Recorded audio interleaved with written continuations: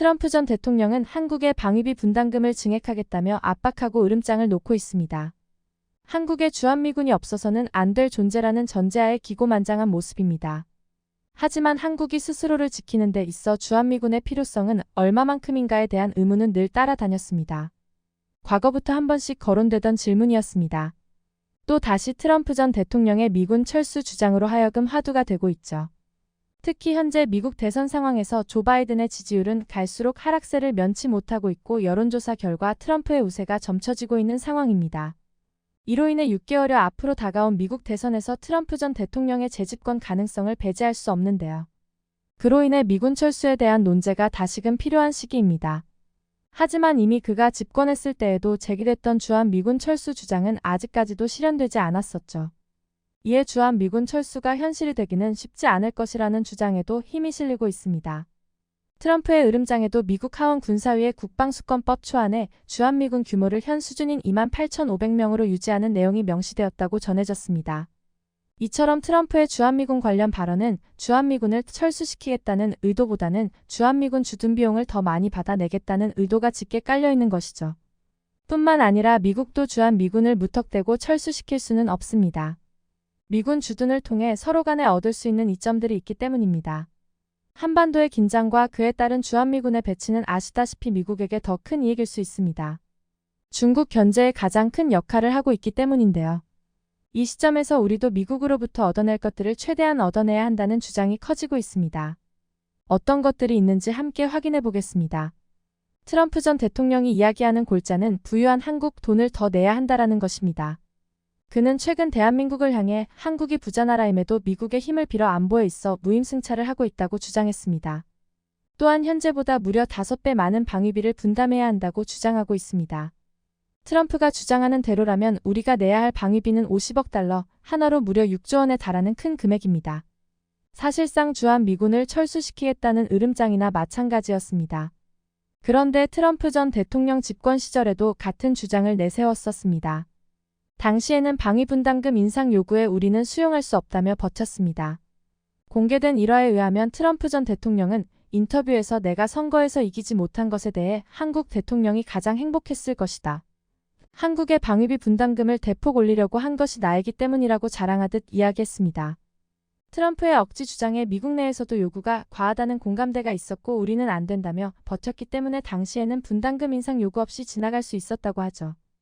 그러나 이번에는 그때처럼 트럼프의 으름장으로만 끝나지 않을 수도 있습니다. 최근 미국 대선 상황은 트럼프가 우세하다는 여론도 있지만 오리무중입니다. 트럼프를 지지한다는 세력보다는 바이든을 지지하지 않겠다는 여론조사가 반영된 결과이기 때문인데요. 인구가 많은 주에 투표단을 확보해야 하는 상황에서 바이든 대통령은 국내 문제가 아닌 중동 위기 등 해외에만 눈길을 돌렸다는 불만이 여기저기서 터져나오고 있는 상황입니다. 트럼프는 이를 활용해 이 시점에서 주한미군 철수를 다시 거론했습니다.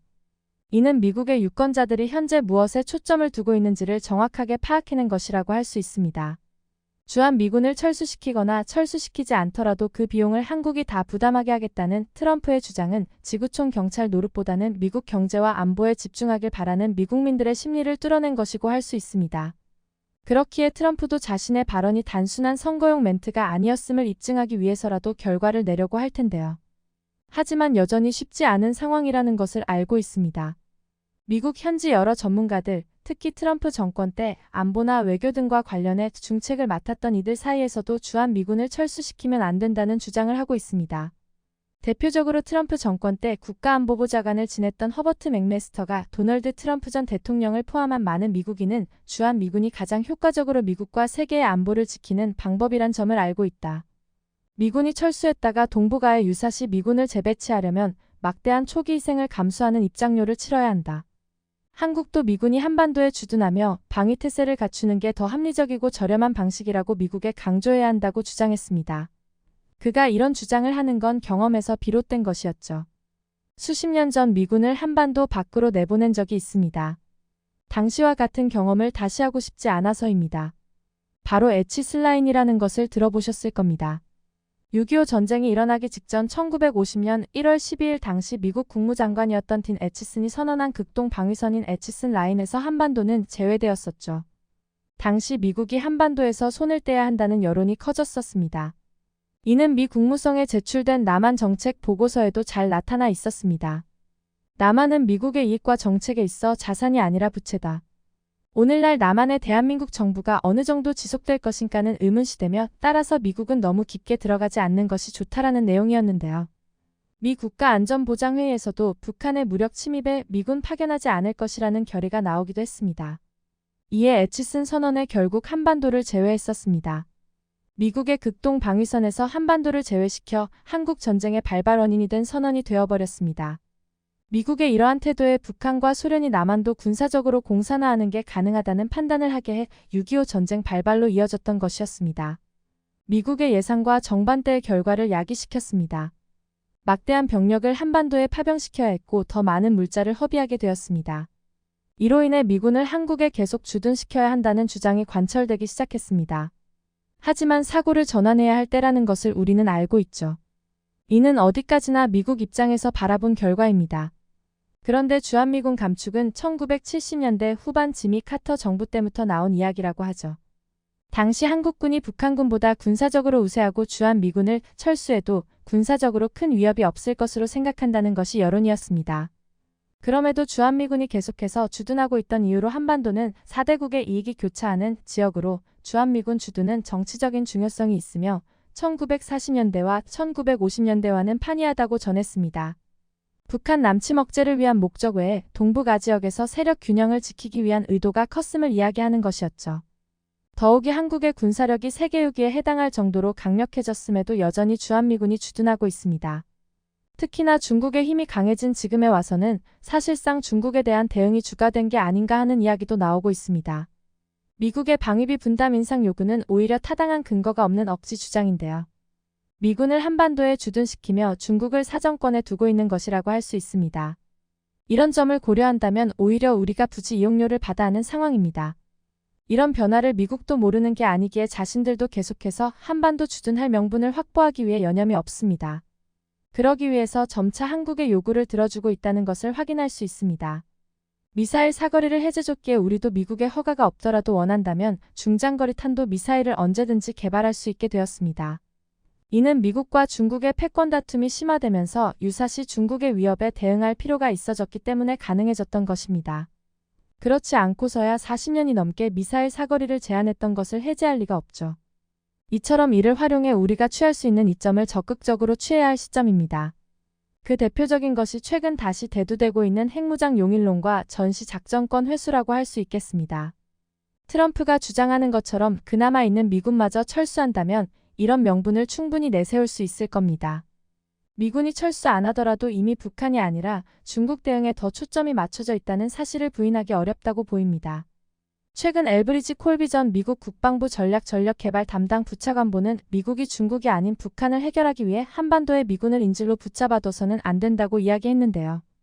이는 바뀐 국제현실 속에서 미국이 북한보다는 중국을 견제할 목적으로 주한미군을 두고 있다는 것을 인정하고 있다는 것과 일맥상통하는 발언이었습니다.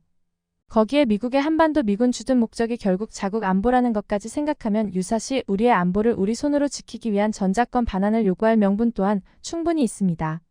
미국은 중요한 순간 우리나라에 등을 돌리고 있습니다. 태프트 가스라 밀약이 첫 번째이고 앞서 이야기한 애치슨 선언이 두 번째인데요. 직접적인 원인이라고 단정할 순 없지만 이로 인해 일제강점기를 겪었고 6.25 전쟁을 겪었습니다. 국익을 위해 2번이나 우리나라를 등진 미국이 3번, 4번 그러지 말란 보장이 없죠. 주한미군 철수라는 트럼프의 으름장을 기회삼아 주한미군 철수, 핵무장의 용인, 전시작전권 이양 등 자주국 방력을 제고해야 할 때입니다.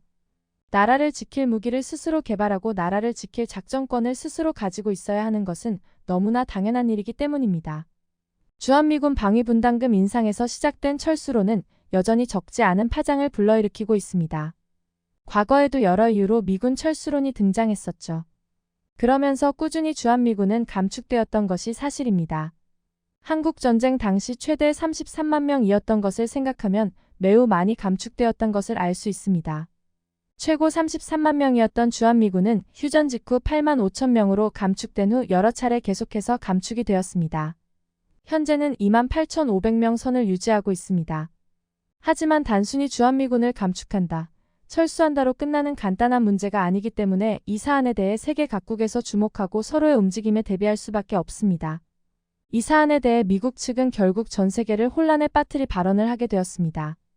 이는 한국이 직접 핵무장을 해야 한다는 말로 유의미한 해석을 담고 있었습니다. 트럼프가 방위비 분담금의 증액을 강요하면서 협조하지 않을 경우 주한미군을 철수시킬 수 있다는 으름장은 한국을 비롯한 미 동맹국들을 한바탕 뒤집어 놓고 있습니다. 한국이 미군 없이도 스스로를 지킬 수 있도록 핵무장을 허용하겠다는 발언이 나왔기 때문이었습니다. 현재 한국은 세계적인 군사 강국으로 손꼽히고 있습니다. 핵무기가 없는 상황에서도 지금의 군사 강국으로 자리 잡고 있는데 핵무기까지 보유하게 된다면 더욱 범접하기 어려운 상황이 되죠. 이에 한국의 주변 국가들은 촉각을 곤두세우며 한바탕 난리가 날 수밖에 없었습니다.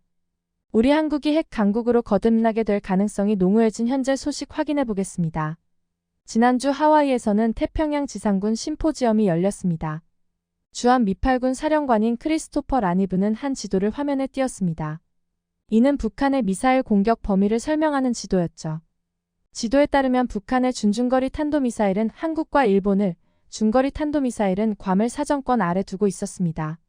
그런데 북한의 장거리 탄도미사일의 사정권은 북미 대륙 전체를 향해 있었습니다. 이 사실만으로도 놀라운 사실일 수 있었는데 현직 미군 사령관이 공식 석상에서 이를 발표했다는 건 굉장히 이례적이고 놀랄 수밖에 없었습니다. 북한이 미국의 안보를 위협하고 있다고 공식적으로 인정하고 있다는 것을 단편적으로 보여주는 것이었습니다. 이날 크리스토퍼 사령관은 한국과 미국 두 나라를 동시에 방어한다는 두조국 방어라는 대북방어 개념을 새롭게 제시했습니다. 그는 미 8군은 두 개의 중요한 메트로폴리탄 지역을 주목합니다. 하나는 한반도 안에 있고 다른 하나는 뉴욕입니다. 두 개의 조국을 방어하고 있습니다. 언제든지 그렇게 할 수 있어야 한다고 말했습니다. 한반도에 주둔하는 미군은 한국과 미국을 동시에 지키기 위해 있다는 것이었습니다. 한국을 또 하나의 조국으로까지 말하면서 미국이 한반도를 끝까지 사수하겠다는 의사를 드러낸 것이라고 할 수 있습니다. 그러나 이는 최근 트럼프가 방위분담금 증액 및 미군 철수에 대한 으름장에 대한 반박이라고 할 수 있어 의아스러운 부분이 있습니다. 한반도에 주둔하는 주한미군이 단지 한국을 지키기 위해서 아닌 본토의 안보에 직결하는 만큼 중요한 요소이기 때문에 한국에서 주한미군은 철수하지 않을 것이라는 의사를 전달했다고 할 수 있습니다. 이는 현재 바이든 행정부의 뜻과 같이 한다고 할 수 있습니다. 트럼프와 바이든 두 사람이 제시하는 방향을 극명하게 나타내주고 있었습니다. 그런데 바로 얼마 전에는 트럼프 최측근의 충격적인 발언이 이어졌죠. 한국 자체 핵무장을 고려해야 한다는 이야기가 직접적으로 나오면서 이에 국내외 안보 전문가들을 동요하게 만들고 있었습니다. 이 발언을 이어간 이는 트럼프가 대선에서 승리해 재집권하게 된다면 국가안보의 보좌관이 될 유력한 후보이기 때문입니다. 전직 국방부 당국자의 한국 핵무장 가능성 시사는 엄청난 파장을 가져올 수밖에 없습니다. 트럼프가 재선에 성공할 경우 미국 국가안보보좌관이 될 가능성이 높은 엘브리지 콜비 전 국방부 부차관보는 지난 22일 서울에서 열린 아시안 리더십 컨퍼런스 참여를 위해 한국을 방문했는데요. 그리고 국내 언론과의 인터뷰에서 한국의 핵무장에 대해 진지한 논의를 시작해야 할 때가 됐다고 이야기를 시작했습니다. 그는 이어 북한이 비핵화에 나설 가능성이 없기 때문에 한국 스스로 북핵 위협에 대응할 준비가 되어 있어야 한다고 전했습니다. 콜비 전 부차관보는 한국의 핵무장에 대해 적극적인 의견을 피력했습니다. 북한은 명백히 한국의 최대 위협이고 북한이 핵능력을 고도화하는데 한국의 핵무장 가능성을 배제하는 건 맞지 않다고 생각한다며 한국의 자체 핵무장을 포함한 모든 옵션을 테이블에 올려놓고 논의해야 할 때라고 이야기했습니다.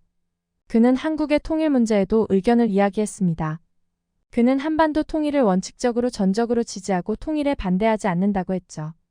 하지만 통일 과정에서 중국의 무력 개입 가능성을 염두에 할 수밖에 없어 미군 철수 주장에는 반대한다고 전했습니다.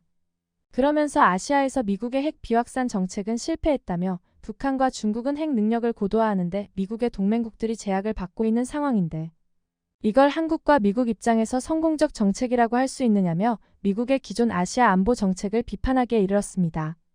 이는 비단 한 사람의 의견은 아닐 것이라는데 의견을 모으고 있습니다. 한반도 통일과 한국의 핵무장 등에 대한 미국 내 공공연한 의견이라고 예상할 수 있는 부분이죠. 이와 같은 맥락에서 트럼프 일기 집권 당시 미북 협상을 담당했던 마이크 폼페이오 전 국무부 장관도 한국의 핵무장에 대해 언급했음을 확인할 수 있었습니다.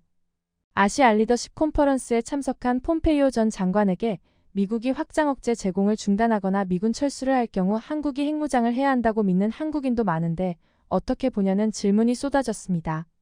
이에 폼페이오 전 장관은 더 견고한 민수원자력 능력이든 더 나아간 복잡한 핵 프로그램이든 한국인들이 어떤 핵 능력을 증진하기로 결정한다면 미국이 반대할 이유는 없다고 이야기했습니다. 이는 한국의 핵 옵션을 허용할 수 있다는 뜻으로 해석할 수 있었습니다. 또한 한국의 북쪽에 고도화된 핵무기 국가가 있다는 점을 고려할 때 그 편이 한국인들에게는 합리적인 일일 것 같다라고 덧붙였죠.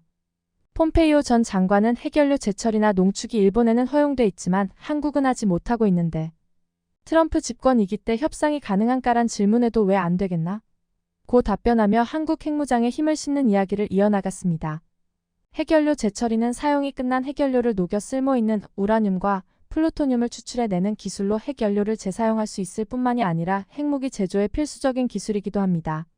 오랫동안 다수의 원전을 운용해온 한국은 재처리할 수 있는 막대한 양의 사용 후 핵연료를 쌓아두고 있습니다. 하지만 여태껏 미국의 반대로 핵연료 재처리를 진행하지 못하고 있었는데요. 반면 일본의 경우 1980년대부터 플루토늄을 재처리해왔었습니다. 현재 일본의 플루토늄 보유량은 47톤으로 원자폭탄 6,000개 분량에 이르는 막대한 양이죠. 이는 영국, 프랑스, 러시아, 미국의 뒤를 이어 세계 5위의 플루토늄 비축량입니다. 일본은 세계 5위에 이를 정도로 어마어마한 양의 플루토늄을 비축하고 있습니다. 반면 오히려 북한의 핵 위협에 노출되고 있는 한국에서는 할 수 없다는 것은 굉장히 불합리한 일입니다. 이에 그동안 한미 원자력 협정을 개정해 핵연료 재처리를 허용해 줄 것을 수차례 요구해 왔습니다. 하지만 매번 거절당하고 있었었는데요. 하지만 앞서 전해드렸던 트럼프를 대변하는 최측근 안보 인사들의 의견뿐 아니라 분위기가 달라졌다는 것을 확인할 수 있었죠. 이에 향후 트럼프가 당선될 경우 한미 원자력 협정 개정을 통해 한국의 핵연료 재처리와 20% 이상 우라늄 고농축, 더 나아가 핵무장까지 논의해 볼 수 있을 것이라고 기대할 수 있습니다. 그러나 트럼프의 주장과 반대로 최측근 인사들은 주한미군 철수에 대해 반대하는 입장이었다는 것을 확인할 수 있었습니다. 콜비 전 부차관보는 한국보다 중국이 우선순위에 있다고 주장하고 있었습니다. 또한 중국을 막아야 한국도 안전하다고 말하고 있었죠. 그들이 말하는 주한미군에 대한 앞으로의 방향성은 그야말로 중국에 초점을 두고 있었습니다. 그러면서 한국은 미국의 재래식 전력 지원에 대한 기대를 줄이고 직접 한반도를 방어해야 한다는 것을 시사하고 있었습니다. 트럼프의 한국이 무임승차하고 있다는 말에 반박일 수 있습니다. 이는 한반도 긴장과 그에 따른 주한미군 배치는 미국에게 어마어마한 이익이라는 것을 그들도 모르지 않는다는 것인데요. 사실 주한미군이 한국 방어가 아닌 중국을 견제하는 성격의 군대가 된다고 하더라도 한반도에서 떠날 수는 없습니다. 중국의 활동을 감시하고 태평양 진출을 저지하는데 한반도만한 군사적 요충지가 없기 때문인데요. 오히려 한국에서 부지 이용료를 받아야 할 상황이라는 것은 누구나 알 수 있는 현 상황입니다. 또한 트럼프의 최측근들은 주한미군이 더 이상 한국을 직접적으로 방해하지 않는 대신 한국이 핵을 가지는 것도 반대하지 않을 거라고 밝히고 있었습니다. 그런데 사실 트럼프가 그리는 안보관에서 한국만큼 믿을 수 있는 동맹국도 없습니다. 세계에서 손꼽히는 대규모 군대를 운용하고 있으며 미국 방산의 최대 고객이자 신흥 방산 강국으로 최첨단 무기들을 대량으로 보유하고 있는 나라이기 때문이죠. 미국 측에서 한국을 동맹국 중에서도 괜히 스타라고 표현하고 있는 게 아니었습니다. 트럼프는 일본도 한국처럼 안보 무임승차를 하고 있다고 주장했었는데요. 그는 만약 일본이 공격받으면 미국은 모든 걸 걸고 일본을 위해 싸워야 하는데 미국이 공격받으면 일본은 소니 TV로 구경이나 할 것이라며 미일 안보 조약에 강한 불만을 드러내고는 했었습니다. 여기에 트럼프 측근들이 한국의 핵무장을 허용하겠다는 말이 계속해서 언급되자 일본은 긴장할 수밖에 없었습니다. 또한 미국이 일본을 제치고 한국을 동북아의 새로운 패권국으로 밀어주려는 게 아니냐는 의혹을 제기하기도 했습니다. 한국에서의 일방적인 주장이 아닌 핵연료 재처리와 20% 이상 우라늄 고농축을 허용하거나 더 나아가 핵무장 등 일정한 핵 옵션을 허용할 수도 있다는 현재의 흐름이 이어지고 있습니다. 이에 일본은 긴장감에 불과 며칠 전 뉴욕에서 트럼프와의 회담을 가지며 추이를 계속해서 지켜보고 있습니다. 일각에선 신중하지 않은 일본의 섣부른 움직임에 일침을 가하고 있었는데요. 미국 대선을 반년 정도 남겨둔 상황에서 어느 한쪽이 대통령이 되더라도 대응할 수 있도록 모든 시나리오가 준비되어야 하는 상황이어야 하기 때문입니다. 한국 핵무장과 관련해 급변하고 있는 세계 정세에 어떤 흐름으로 이어질지 귀추가 주목됩니다. 중국과 대만의 상황에 긴장이 고조되고 있습니다. 지난 23일, 24일 양해간 중국은 대만 포위 훈련을 하는 등 도가 지나친 군사 훈련을 이어오고 있습니다. 라이칭더 대만 총통 취임 사흘 만에 보란듯이 훈련을 핑계로 위협해왔습니다. 그 어느 때보다 큰 규모로 벌인 위협이었는데요. 대만 본섬의 서쪽과 북쪽, 동쪽은 물론 외과도서 등 크게 5개 지역, 모두 8곳에서 동시다발적으로 전개하여 사실상 대만을 포위하는 형태였습니다. 중국 CCTV가 공개한 훈련 지역 표시 지도를 보면 과거 중국군의 군사훈련과 비교해 대만 본섬에 더 가깝게 진행되었던 것을 확인할 수 있었습니다. AFP 통신에 따르면 이 훈련 기간 중국군은 군용기 11대와 함정 수십 척을 동원했다고 전했습니다. 이처럼 중국 인민의 반군의 육해공의 로켓군까지 전부 동원된 이 훈련에는 거의 실전과 같은 수준을 방불케 했습니다. 생각지도 못한 다양한 장비가 편성되었으며 당연하다는 듯이 실탄과 미사일도 사용하고 있었는데요. 중국은 CCTV 인터뷰를 통해 대만이 바다로 둘러싸인 외딴 섬으로 일단 포위되면 경제가 붕괴돼 죽음의 섬이 될 것이라고 노골적인 위협 발언을 쏟아냈습니다. 해외로부터 에너지 수입을 차단하고 무역 동맹국의 지원, 해외로의 도피 경로를 모조리 틀어막을 뿐 아니라 유사시 퇴로를 끊는 목적으로 새로운 대만 봉쇄 모델을 실험하는 데에 초점을 맞추고 훈련을 진행하고 있습니다. 긴장감이 고조되고 있는 상황에서 사실상 시진핑이 손가락만 까딱한다면 훈련이 실전으로 돌변할 수도 있는 위험한 상황이었죠. 이를 방증하듯 일부 해외 매체에서는 중국이 6월에 대만을 침공할 계획이라는 유언비어까지 보도하기 시작했습니다. 내용을 살펴보면 해당 매체는 중국 국영 매체 신화통신 및 국방부 내 소식통을 통해 입수한 내용으로 6월 초 시점에 중국이 대만을 침공할 것이라는 내용이었습니다. 6월 초면 열흘도 채 남지 않는 시점인데요. 가능한 시나리오인지는 예측하기 어렵죠. 그러나 현재 중국이 대만을 압박하기 위해 벌이는 전방위적 훈련과 연관시켜 본다면 가능성을 완전히 배제할 수는 없습니다. 그러나 대체적으로 대만을 압박하기 위한 일종의 행위 정도로 해석하고 있습니다. 대만을 위협하기 위한 중국의 군사적 위협은 계속해서 진행되어 왔지만 더욱 갑작스럽게 느껴지는 데에는 여러 이유가 있습니다. 무엇보다도 새로 취임한 대만 총통의 반중 성향 때문이라고 할 수 있는데요. 중국의 이번 훈련은 실제로 새로 뽑힌 라이칭더 총통의 취임으로부터 불과 4일 만에 일어난 일이었습니다. 중국은 이러한 의도를 감출 생각조차 없었고 오히려 보란듯이 작정한 일이었습니다. 새로 취임한 라이칭더 총통은 취임식에서 대만의 주권과 중국과의 차별성을 강조하면서 반중 성향을 여지없이 드러냈습니다. 우리 모두 알고 있듯 주권이 있어야 비로소 국가이다. 중화민국 헌법에 따라 중화민국 주권은 국민 전체에 속한다. 중화민국과 중화인민공화국은 서로 예속되지 않는다는 발언 등을 서슴없이 이어나갔죠. 그 즉시 중국은 대만을 사면을 포위하면서 액션을 취했습니다. 그러면서 중국군 동부정구 대변인은 이 훈련은 독립을 추구하는 대만 독립분리 세력에 대한 강력한 징계이자 외부 세력의 간섭과 도발에 대한 엄중한 경고라고 밝혔습니다. 또 다른 이유로 눈치를 보지 않고 대만을 침공하겠다는 무언의 메시지였습니다. 대만 침공 시 주변의 방해를 받지 않을 것이라는 확신이 있었기 때문입니다. 사실상 중국이 대만을 목전까지 위협하는 이런 과격한 훈련을 강행했지만 대만이 목숨줄을 의지하고 있는 미국은 별다른 움직임이 포착되지 않았습니다. 게다가 최근 들어 트럼프의 주한미군에 대한 강경 발언은 주한미군의 존치 여부에 대한 강력한 메시지를 주고 있었죠. 반년 앞으로 다가온 대선에서 트럼프의 재집권 가능성이 높아지고 있습니다. 트럼프는 지지 유세 연설마다 주한미군, 주일미군 등 해외의 주둔미군의 철수를 주장하고 있는 상황입니다. 이런 트럼프의 주장은 중국에 힘을 실어주고 있었는데요. 중국이 대만을 침공할 경우 가장 고려해야 하고 신경 쓰이는 것은 한국과 일본의 주둔한 미군이었죠. 그동안 중국이 쉽사리 대만 침공을 감행하지 못했던 이유이기도 했습니다. 그런데 미국이 스스로 중국 입장에서 장애물인 주변 주둔미군을 철수해주겠다고 하니 이보다 호재는 없었을 텐데요. 뿐만 아니라 주둔미군 출동 시 한국군과 일본 자위대도 함께 출격할 것이 예상됐던 가운데 트럼프의 주한미군 철수는 이 모든 어려운 상황을 한 번에 해결해 주는 꼴이 되고 있습니다. 트럼프의 재집권이 확정된 것은 아니지만 중국의 이렇게 갑작스러운 태도 변화를 보인 것은 걸림돌이었던 주한미군과 주일미군 철수에 어느 정도 확신을 갖고 있기 때문이라는 분석이 나오고 있습니다. 그런데 중국은 단단히 착각을 하고 있습니다. 중국 주변 국가에서 주둔미군이 철수를 하게 되더라도 더욱 큰 어려움이 있을 것이라는 것을 예상하지 못한 듯 싶습니다. 한국의 경우 주한미군이 철수했을 경우 자체 핵무장설이 대두되고 있죠. 지난해 워싱턴 선언이 채택된 이후 잠잠해졌던 한국의 핵무장은 최근의 정세 변화로 인해서 다시 현실적인 대안이 되어야 한다고 대두되고 있습니다. 하지만 중국은 한국의 핵무장 논의에 대해 쉽지 않다고 생각하고 있습니다. 한국이 핵무기 개발에 필요한 기술력은 충분히 갖췄지만 외교적, 경제적 이유로 현실화될 가능성이 낮다고 판단하고 있습니다. 하지만 이는 섣부른 판단이라는 분석입니다. 과거 퍼거슨 보고서는 이를 잘 말해주고 있습니다. 퍼거슨은 미국 과학자협회 회장을 역임한 최정상급 핵무기 전문가입니다. 그가 작성한 보고서로 그는 한국의 핵무장 가능성을 분석해 전 세계적으로 큰 반향을 불러일으켰었습니다. 이 보고서에는 한국의 핵무장 과정과 그에 따른 영향력에 대해 상세하게 보고되어 있었습니다. 한국이 핵무기 개발을 할 수 있는 충분한 능력이 되지만 핵을 만들지 못하는 가장 큰 이유로 국제사회의 경제적 제재를 꼽고 있습니다.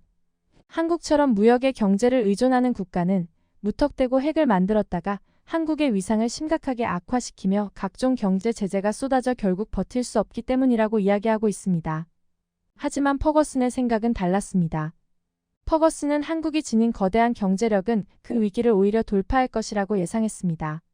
그만큼 한국은 국제 경제에 큰 영향력을 가진 나라이기 때문이라는 것이죠. 이는 경제 원리상 제재를 가하는 쪽에서도 출혈을 감수해야 하는 문제가 따르기 때문입니다.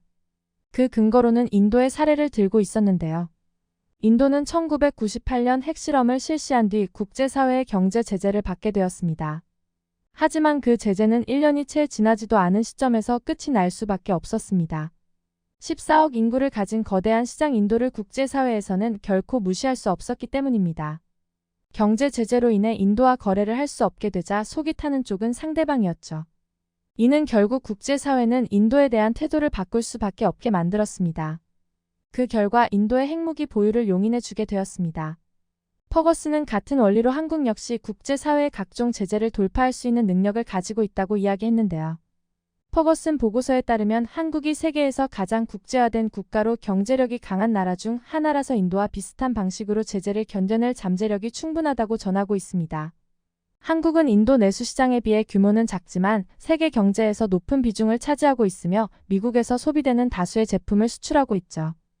뿐만 아니라 세계 5번째의 공업국가, 6번째의 수출국인 만큼 경제 제재를 가하는 쪽에서도 이를 오래 지속하는 것이 불가능하다고 봤습니다. 그래서 인도의 사례처럼 어차피 쌍방의 손해만 남는 제재를 통한 뻔한 결과를 굳이 명분 때문에 그 과정을 거쳐야 하는지에 대한 의문을 제기하고 있죠. 또한 퍼거슨은 한국 같은 건전한 민주주의 국가가 핵무장을 하게 되더라도 국제사회에 그다지 악영향을 미치지 않을 것이라고 지적했습니다. 오히려 한국의 핵무장이 국제 질서를 수립하는 데에 도움이 될 수 있다고 지적했습니다. 그는 장차 미국이 일본과 한국 등 아시아 국가들의 안보를 지원할 재정적 여력이 줄어들 것이라고도 전망했습니다. 이는 현재 사실로 드러나고 있습니다. 그럴 경우 한국은 중국과 북한을 견제하는 데에 미국을 신뢰할 수 없는 지경에 이르기에 자체적인 핵능력을 보유하려 할 것이라고 분석했습니다. 그리고 미국은 이런 상황을 반길 것이라고 예측했습니다. 또한 북한은 절대로 핵을 포기하지 않을 것이기에 북한의 비핵화를 위한 비용을 쏟느니 핵을 견제할 실질적인 대책을 마련하는 편이 훨씬 나은 대응이라고 보고하고 있었습니다. 그런데 퍼거슨이 주장한 내용은 현재 트럼프가 야기한 미군 철수에 따른 한국의 핵무장 논의의 흐름과 정확하게 일치하고 있었습니다. 이 퍼거슨 보고서가 발표된 것이 2015년인 9년 전이라는 것을 감안한다면 정말 놀라운 예견이고 분석이었습니다. 이미 오래전부터 미국의 경제 불황을 예견했을 뿐 아니라 이에 따라 아시아 지역 방위비의 부담에 대한 한계를 예상하고 있었던 것이었죠. 퍼거슨은 그 놀라운 통찰력을 바탕으로 또 다른 예측을 내놓았습니다. 퍼거슨 보고서의 핵심은 한국의 핵무장이 불가피한 상황으로 내몰릴 수도 있다는 점을 경고하고 있었습니다. 미국의 소극적 관망 속에서 북한이 핵능력을 계속 증강하는 상황을 한국이 마냥 지켜보고 있지 않을 것이었습니다. 이에 미국의 핵우산을 완벽하게 신뢰하기 어려운 상황이 될 수 있다고 예측했는데요. 이도 정확하게 맞아 떨어지고 있었습니다. 또한 한국이 핵무기를 만들기로 결심한다면 단기간 내에 수십 개의 핵폭탄을 제조할 수 있는 능력을 갖추고 있다고 보고 있었습니다. 핵무기 제조의 삼박자인 핵물질, 핵탄두 설계, 운반 체계를 이미 확보했거나 손쉽게 확보할 수 있을 것이라는 것이죠.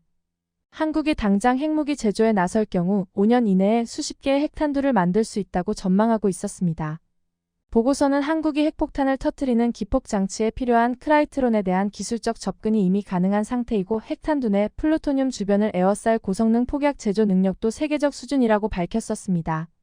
퍼거슨이 2015년에 예상한 한국의 핵무장 역량은 반년 내로 첫 핵무기를 손에 넣고 매년 핵폭탄 416개 분량의 핵물질을 생산하는 수준에 달합니다.